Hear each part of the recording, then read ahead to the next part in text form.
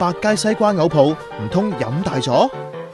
好地地一個西瓜，點會無啦啦嘔啲咁濁嘅泡出嚟嘅呢？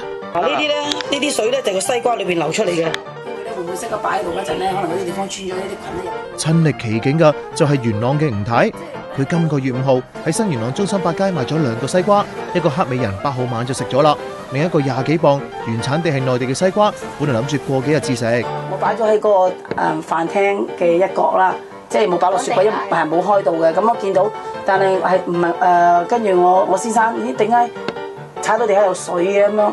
先發覺原來個西瓜噴泡咯，即係覺得好似有啲化學物質咁嘅感覺咯。第2日揾埋食環署嚟見證解剖添。佢咁鬼新鮮個樣咁新鮮，哎呀臭啊！有少少氣泡，好似啲汽水咁樣。壞會唔會咁嘅咧？都聽到西瓜好似有啲汽水咁，呢啲時聲出氣添。會唔會有啲類似啲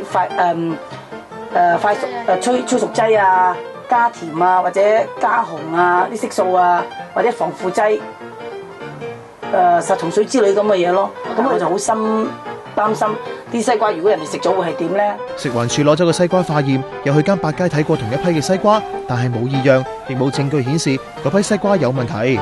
吳太之後買多個嚟睇下，嗱呢個好明顯冇事咯，但係幾多個有事，幾多個冇事真係唔知啊！